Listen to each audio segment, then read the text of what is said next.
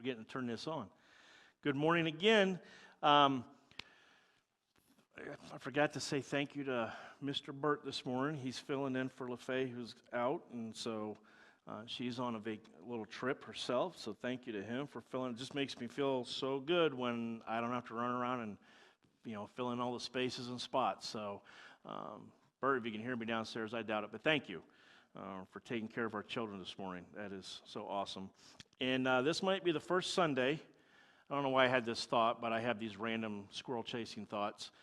Might be the first Sunday I've ever been in church where my stomach was blessed and my spirit was blessed in worship by the same person, because it was Nancy's turn to bring cookies too. So if you enjoyed the cookies beforehand and you enjoyed worship during, just again, say thank you. Means a lot. I got to pick the songs, so we picked songs that I loved.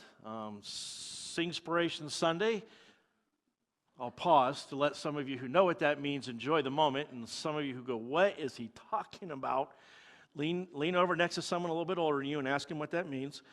I always yelled out page 434 in the old hymnals. That was Victory in Jesus. That's the one I always wanted to sing.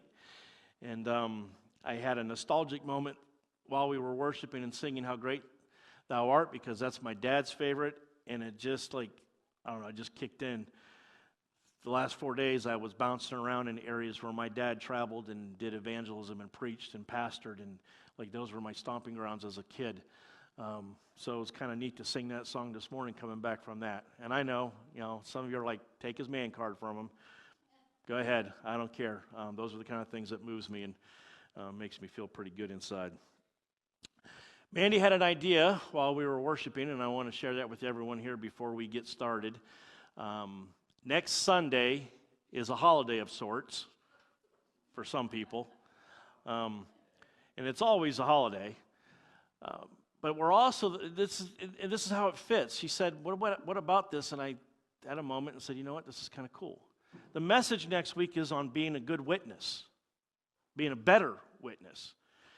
And next Sunday, we just know this. It doesn't matter which two teams are in it, and you can pick whatever sport you want, baseball, hockey, the whole deal, college football. We all become pretty good witnesses of our favorite teams, don't we? Or we become pretty good witnesses of our favorite restaurants and foods, don't we? So next week, my wife's idea, if you feel so inclined, you are not required to, but if you feel so inclined, feel free to wear paraphernalia, your favorite jersey, your favorite team. It doesn't even have to be football, okay? I mean, next week's football, and let's just have some fun demonstrating and witnessing who our favorite teams are and having a Super Bowl Sunday. A lot of churches, they have a big Super Bowl Sunday, and God bless them for putting all the effort and energy into that. That's good for them. That's just not my thing. I don't know why. It just isn't, and I'm a sports fan, but it's just but let's have some fun with that if you feel so inclined and want to. And if you want to participate and you don't have stuff like that, I'm sure any one of us in this room will go, we've got extras. We'll let you be a good witness for us and whoever that might be, okay? So, these guys might not share because it's their day over here. I don't know. They might hold on to all of it. But let's just have some fun with that, because the message next week, I'm just going to prep you, is being a better witness. And we're pretty good at witnessing for some of these things that, and I think we would all agree, really don't matter, eternally speaking, so we can have fun with it. But that's where we're going to be next week. This morning, we're going to talk about what it means to make better choices. How many here had to make a choice this morning? If this is not a full participation response right now, some of you are either sleeping or lying to me. One of the two. Either way, I'm going to pray for you. We all had, what are some of the things you had to make choices about this morning? What are some of them? That was the first one I thought of. What time are we going to wake up, and if I'm even going to wake up, right? What else? What am I going to wear? How many of you changed outfits more than once this morning? Nobody wants to raise their hands. I got some guys looking at their significant others and out of the side, like, go ahead. How many had breakfast this morning? How many had to choose and figure out what you were having for breakfast? Or had to at least choose to eat what was placed on your plate because breakfast was made for you? There's one that really, I just don't understand the culture we live in today. Like, this drove me nuts. And if my kids are watching eventually, that's, it's just the truth. It's a fact. It drove me nuts when we especially started adding to our family children. And we'd sit down at dinner and kids would be like, I don't eat that. Can you make, well, I don't eat this. Can you make? I'm like, no, we don't have a menu. We don't choose what we're going to eat for dinner in this house. I grew up, my mom fixed a meal. I didn't have a choice. I ate the meal. And I know that's true because there was one time when I was like, I'm not eating this. And my dad said, you're eating it. And I had the audacity to tell my father, I'm not eating it. You know what I had at the next meal? A plate of cold, whatever it was I didn't eat at the last meal. That's how my father convinced me that when your mother fixes a meal, you eat it. Your mother made a choice for you. Eat what she made.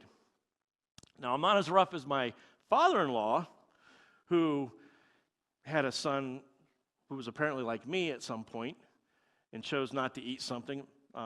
My father-in-law, he had a different way of saying you will eat what is chosen for you. He put it all in a blender and turned it into a shake. And that only happened once, right? Sometimes our choices, now let me rephrase that, all of our choices have consequences, correct? I mean, we can agree on that. There's a passage of Scripture that says, let me just read it to you. I have the right to do anything you say. If that doesn't describe the world in which we live today, I don't know how else to describe it to you. I have the right to do whatever I want. It's my right. But not everything is beneficial. Friday night on our cruise, and if you've cruised before, you kind of know, Friday night is a special night of dining in the dining hall because it's steak, it's lobster tail, it's prime rib, and it's creme brulee night. And when you are cruising and eating in the dining area, you are allowed to choose more than one entree, more than one appetizer, and more than one dessert. And so I knew I had choices to make that night. And my sons were sitting across the table from me, and I was already giving them, like, how many of these are you going to eat? How many choices are we going to make off of the menu tonight? And we challenged one another. I had the right to choose anything I wanted that evening. Now, I had what could possibly be described as the Holy Spirit speaking from my right, saying to me, you really don't want to make that choice. You should think this through a little bit. But I had the steak, the filet, and I had 2 lobster tails because you can order. Now, once you go beyond 2 entrees, you pay $5. When's the last time you went out to eat and paid $5 for a lobster tail? Okay, the last time we were on a cruise. But that's not the point. Don't judge me. I had the right to choose whatever I wanted. And I even had 2 appetizers that night, too. I forget which ones they were, but they were really good. And then it was time for dessert. And my son and I both looked across the table at each other and was like, I think I've had enough.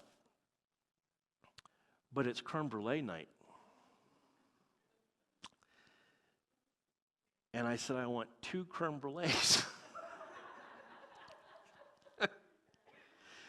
And my second youngest was like, well, I want one of those too, but he fell in love with the chocolate molten lava thing that they serve, and he had that every night.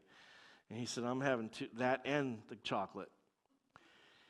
And I got halfway through the first creme brulee, and I realized that not every decision I make is beneficial to me. But in for an ounce, in for a pound, right? Literally. And I sat there until we finished them all. It was a slower process than most meals. Not everything is beneficial. I have the right to do anything. This is Paul writing in Corinthians to the church. but I will not be mastered by anything. And this is where we struggle in our walk with Jesus. We so desperately want to be in control. I will make my own decisions. And a reminder that when we're making our own decisions and going back 2 weeks, which was our priorities in life, what's important to us, what matters the most, and we fill our life up with the things that matter to us the most, and that means we're picking and choosing, we're filling space up, and we're putting all, and then, well, we got to fit God in here as much as possible. I didn't do the math for this morning, but when we one of the boys we took in, now, and we had this conversation with every kid that we took in, that we had the conversation about long-term staying, adoption. There was some fostering that we did that we knew was emergency and it was short-term. But anyone who was looking for a permanency, we had this conversation like, listen, we're Christians, we're churchgoers, I'm a pastor. It's kind of like, I can't skip. And so they all knew, but they would occasionally sit down with us for about 3 weeks of going to church going, hey, this church thing's just not for me. I'm like, I respect that, and when you're on your own, totally able to make, but you said yes to this decision. You chose to move in with this information. And one of the boys just said, he's like, it's just too much. And I sat down with him and I said, I go to all your practices, I go to all your football games, I go to all your basketball, I'll be going to all your basketball games when that starts up, or I'm there for you as much as you need. I'm asking you to give me 1 hour a week out of all the other activities and all the other stuff and all the other things that you want to go do and all the proms and whatever. I said, all these things are going to come up in your life, and we're going to support that the way we supported Keith, because Keith was already grown up and out of the house, and so I used him as the example. Man, he got to do a whole lot of stuff, but even if Keith had said, Dad, I don't want to go to church, well, I wouldn't have grabbed him by that long hair. He's a bigger man than I am, but I would have just, you're going to church. Like, I'm making that choice for you because you're a minor still. But I had this conversation. I said, can you give me 1 hour out of all the hours that you have in a week? Can you just give me one of them? And he sat down and he said, yeah, I think I could rearrange that. Like, what if we started rearranging and reprioritizing this life that we have so that God fit in the center of it first? So if you haven't been here for a couple weeks, you're like, oh, that's some weird decorations. This represents me filling my life up with me and all the things that I want and all the things that I desire. It's my priorities, it's my schedule, it's my finances, it's my life, it's my friendships, it's my relationships, it's my, Finding Nemo, mine. I should have played that clip. And if you're old enough that you don't know what that is, lean over next to someone younger and ask them what that means. This is me putting God in the center. And so every choice that I've made comes with Him first, and God says, you seek me first, I'll give you all those things. All those things will come. All the needs, maybe not all the wants, but all the needs. All the stuff that matters. So we can do anything we want, but it's not all beneficial. You can fill your life with way too much creme brulee if you're not careful. And I use the creme brulee example to open this up with because I want us to know that for me, creme brulee is a good thing. Now, you might be going, no. I spent 4 days in Tampa, Florida. By the way, I learned that if you're going to Tampa, Florida, you're going to Tampa, Florida. You're not going to the city of Tampa Bay. I didn't know that. Learned something new. The water is Tampa Bay. The city is Tampa. Make sure you get that right when you're having local conversations in that area. I'm just saying, you will be corrected, and they will show you on the map. You know what they're famous for down there, dessert-wise? Key lime pie. Apparently, key lime pie was literally experienced, founded, whatever, in the Keys of Florida. So it's key lime pie. I had no idea. You know what kind of desserts that I don't like? Lemon and lime desserts. Now, I'm saying that publicly because in March we're going to be having and we don't have the dates planned yet, but in March we're going to have a potluck. We're going to have a time of saying, I hate to say this out loud, saying goodbye to the Smiths because they'll be PCS into Grand Forks. And apparently a 3.5-hour commute's just too much on Sundays. I don't know. And I say that not to the joke about communion. I say the key lime thing and the lime thing because as a pastor over the years, I've had many a person come up to me on a potluck Sunday and go, Pastor, you got to try my lemon squares. They're the best. Our Father who art in heaven, help me. And I occasionally have tried, and I can't do it. I'll squeeze a lemon on my fish, no problem. I'll eat a lemon raw, no problem. I don't know what it is about the way I'm built and the way God made me, but you put a lemon meringue pie, same thing. My mom made really good lemon meringue pie, I'm told. I ate the meringue. I had guys leaning over to me going, you got to try one of you need to order a key lime. And I was like, nah. They're like, why not? Oh, it's the best. I'm like, no, I just can't do it. So I found a way to get even with them. If they started like, come on, you, and I would go, could I have a plate of one of those raw oysters? And all three of them, no, don't do that in front of me. And I'm like, that's how I feel about the key lime pie. Not my choice. It's not my thing. It might be good for you. It might not. So I say that key lime pie for you might be awesome. And so you think about key lime pie while I'm talking about creme brulee, and too much of a good thing can still be a bad choice. Next week's going to be about witnessing. I already told you that. If you're not living a life that is witnessing and telling people about Jesus, I'm going to give you a little foreshadowing into next week. That way, if you choose not to come, that's on you. If you fill your life with prayer, but don't tell people about Jesus, you're filling your life with a whole lot of stuff that's good and excellent and awesome, but if you choose not to share Jesus with people, it's not beneficial. The choices we make have consequences. And the choices we make have got to be godly centered always. And God gives us this really cool story in the Old Testament that reminds us or challenges us with this thought. Why would we pick anything that didn't focus or center on God in our lives when God has done so much for us to begin with? I want to take you to Joshua chapter 24. In my Bible, it's sectioned out. It says the covenant renewed at Shechem. Now, we know verse 15 so very, very well. We have them hanging in our houses, many of us. It's become artwork. It's become memes and little GIFs or GIFs or however you want to pronounce that word. You choose. It's up to you. And we put it all over our social media. As for me and my household, we will serve the Lord. Like, that's the key thought. But I want you to see why that is so important. And it's not just a flippant little, cute saying.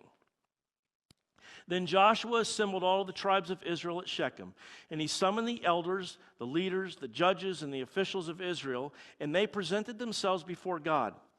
And Joshua said to all the people, "This is what the Lord, the God of Israel, says. Long ago, your ancestors, including Terah, the father of Abraham, and Nahor, lived beyond the Euphrates River and worshipped other gods. But I took your father Abraham, God says, from the land beyond the Euphrates and led him throughout Canaan and gave him many descendants. I gave him Isaac, and to Isaac I gave Jacob and Esau. I assigned the hill country of Seir to Esau, but Jacob and his family went down to Egypt. Then I sent Moses and Aaron, and I afflicted the Egyptians by what I did there, and I brought you out." God is having this conversation with his children of Israel, and he's saying, listen, I've done a lot of good things for you. Maybe God's done some really good things in your life. He has showed up in places where you didn't expect him to show up. You have looked back and thought, oh, that must have been God this whole time. I didn't realize it. And when I brought your people out of Egypt, you came to the sea, and the Egyptians pursued them with chariots and horsemen as far as the Red Sea. But they cried to the Lord for help, and he put darkness between you and the Egyptians. He brought the sea over them, and he covered them. And you saw with your own eyes what I did to the Egyptians. Then you lived in the wilderness for a long time. Why did they live in the wilderness for a long time? Like in this passage, God doesn't come out and explicitly. Why did they live in the wilderness for a long time? Do we remember? Golden calves, refusing to accept the spy work that was done. What do you call it when you go ahead and check things out? My brain just shut off. Oh, my goodness. What's that? Yeah, okay, I got the whole military word right there, the reconnaissance. But yes, that's it. You know, they went and checked out ahead of time and came back with a report and said, this is a good land, this is wonderful land. And they're like, yeah, but you said there was big, giant people there. No. They made a choice. They made a decision. They said, we don't think that God can. We would rather. Their choice is what led them to wander around in the wilderness. It wasn't because of something God did to them. It was because they chose to ignore or to not obey. I brought you to the land of the Amorites who lived east of the Jordan. They fought against you, but I gave them into your hands. I destroyed them from before you, and you took possession of their land. When Balak, son of Zippor, the king of Moab, prepared to fight against Israel, he sent for Balaam, son of Beor, to put a curse on you. But I would not listen to Balaam, so he blessed you again and again, and I delivered you out of his hand. Then you crossed the Jordan, and you came to Jericho. The citizens of Jericho fought against you, as did also the Amorites, the Perizzites, the Canaanites, the Hittites, the Girgashites, the Hivites, and the Jebusites. But I gave them into your hands. Everyone who came against you, I handed them over to you. I sent the hornet ahead of you, which drove them out before you. Also the 2 Amorite kings. You did not do it with your own sword and bow. So I gave you a land in which you did not toil, and cities, that you did not build, and you live in them, and you eat from vineyards and from olive groves that you did not plant. So now fear the Lord and serve him with all faithfulness. Now this word fear is not to be afraid of God, but to revere and to be in awe of all that he is and who he is and all that he has done and all that he can do. It's like every analogy that we use on planet Earth to try to describe the relationship that we are to have with God breaks down and has holes in it, and I totally get that. Okay? And so I'll share only like mine, and I'm getting to the age where occasionally I have this little bit of conversation with my wife, like, please don't go before me. And by go, you know what I mean. Like, don't leave me here by myself. And it's not because I can't survive. I know how to cook, even though I don't do as much of it as I should. I know how to clean. And if you don't believe me, I actually ran the vacuum here at the church this morning to pick up a little thing that spilled. I know where to plug it in. I know how to turn. I do my own laundry as it is now. I'm not asking her, like, please don't pass away before I do because I can't do all these things. I literally fear what life would be like without her. Like, I can't imagine that. I love her so much. Like, I want her in my life all the time. Always. You must love me to put up with me on Sunday mornings, I'm telling you. Fear the Lord for all that he is. Like, I fear what my life would be without him. I want him in the middle of everything that I'm doing. I want my life to be so centered. Like, God, I can't imagine even making a decision without you. I fear your amazingness, your awesomeness, because if I didn't have that, what would life be like? I mean, I love you so much, and I'm in such awe of you, and so I revere you so much. Like, I have a personal, I've never asked anyone to call me Reverend. I don't like it. It's a title that sometimes I have to sign. Because God, I think, is the only one that should be revered. And we revere him in such a way that it's like it's scary to think if I didn't have him helping me out in my life, what would my life be like? If I didn't have him guiding and leading, well, I know because I can remember what my life was like when I didn't have him at the center of it and he wasn't leading and he wasn't guiding. I could go back and tell you stories. And even when a bunch of pastors get together like this week and we talk about, where we've come from, and we all jokingly, and even with the DS, he's my pastor. He's your DS, but he's my pastor.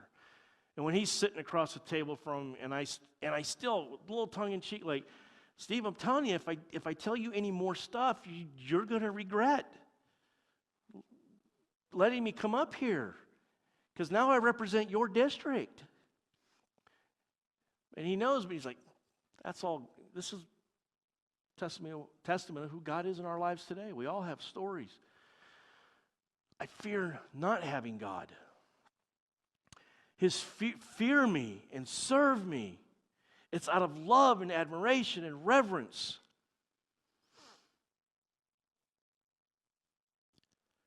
Throw away the gods that your ancestors worshipped beyond the Euphrates River and in Egypt, the golden calves, the idols, the extras, the others, and serve the Lord. And you're like, golden calves in my house. No, but we've got idols. We have other gods that we allow to replace and get in the way of. And we choose, and some of the choices we make in life become kind of, they just become habits. Like we just kind of know. I don't, and you're like, you're going to think this is silly and just like, why am I sharing this with you? I have a habit. It's just something I started choosing to do. I wake up in the morning and I mouthwash first, splash water in my face second, and then go get my energy drink. And not one of those monster ugly things. Oh, man, that would just kill my heart. But I have something that I mix up and I gets my day started. If I, for some reason, oversleep and run past all of that, my day is just off. Like 2 hours later, I'll be like rubbing the crusty stuff out of my eyes, like, oh man, and it'll hit me like, oh, I didn't do. I forgot to choose to do the things and make some of them become habitual. And that's good. We should be choosing the things of God so much that they just become natural. Maybe that's a better word. They become natural for us. And we start off with Him, we include Him, we seek Him, we ask Him. It's natural. Our service to Him is not just in like, well, I did something for Him. It's, I don't want to do anything that disrespects you. I don't want to do anything that dishonors you. I represent you. A youth pastor friend of mine in California used to close out the youth worship service every Wednesday night. He'd get done with the kids, and I know because I sat in there and helped, and when he moved on, I followed in after him, and I had to keep using the same phrase because the kids would correct me if I didn't. He'd send them away, closing out with the amen, and then he would say, remember who you represent this week. You represent Jesus. Well, if you represent Jesus, every choice, every decision you make should honor Him. He should be at the center of it. Like, I don't want to leave Him out of it. Fear the Lord and serve Him with all faithfulness. Throw away the gods that your ancestors worshiped. Get rid of all the extra idols. Get rid of all the extra stuff. And then we get to verse 15. But if serving the Lord seems undesirable to you, then choose. Then choose for yourselves this day whom you will serve. Whether the gods your ancestors served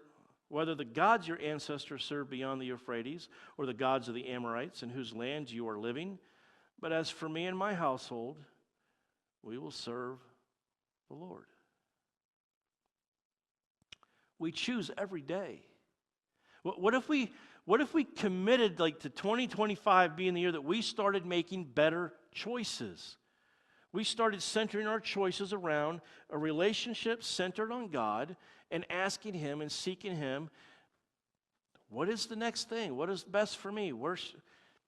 Who should I be sharing Jesus with? What should my life look like? I don't know if you understand this or not, but God is interested in every aspect and every area of your life. He's not, oh man, he asked me yesterday, Steve Hoffman, how are you going to start implementing some of these things that we're learning? And I said, oh, Steve, if I put it all in too fast, I'm going to get fired. I just know it. But God is not just interested in your religious life. I'm going to use that word religious very carefully. I know a lot of religious people. They don't all know Jesus. Jesus knew a lot of religious people, and he preached against them. They're called Pharisees and Sadducees and Sanhedrins and all these, Jesus, God, is interested in your entire life, all of it. And what we try to do is we try to choose and pick the things that matter most to us, and we're going to make the decisions, and we're going to, elect this or that, and we'll let God kind of choose, where I'll go to church, how often I'll go to church, what kind of music I'll appreciate. If certain things like frustrate you about the worship sets in any church, you're making choices and decisions. You're trying to put God in a box, and God doesn't want to be put in a box. I'll choose whether or not to let God follow me to work or not. God wants to be in all of that. But we choose. What if 2025 was a year that we just let God make the decisions and we followed Him? Like we genuinely served Him and said, look, I represent you everywhere that I go and everything that I do and all of my relationships, the good ones and the bad ones. What if we started making better choices in our lives? In Romans, Paul writes it this way. Therefore, I urge you, brothers and sisters, in view of God's mercy, to offer your bodies as a living sacrifice, holy and pleasing to God. This is your true and proper worship. Do not conform to the pattern of this world, but be transformed by the renewing of your mind. Then you will be able to test and approve what God's will is, His good, pleasing, and perfect will. If you want to know what God's will is, then you have to choose to not live like the world, but you have to choose to worship God always with and this is the first message I ever preached here, our physical being, who we are, our life that God has given us. And I think it's beautiful because He reminds us in the story of Joshua, He's like, you're living in cities that you didn't build, and you're eating fruit off of plants that you didn't plant, and you're doing all of these things. Guess what? I'm living a life that God gave me. I didn't create this life for me. God gave it to me. The very breath that I have is a gift from God. I didn't do this on my own. So why would I live this life that I have for me when it's a gift from God? And God says, give it to me. It's your spiritual act of worship. Give me your life. Give me your heart. Give me your dreams. Give me your attitudes. Give me your ideas. Just give it all to me. And then 2 weeks ago we were reminded, if you seek me first in all of these things, I'm going to bless you even beyond what you were imagining. I'm going to give you more than you were thinking of in the first place. I'll do greater. But when we choose just for ourselves, we limit ourselves. We hurt ourselves. We miss out on a lot that God had originally intended for us. We don't do this every Sunday, but I want to close this morning with a time of prayer because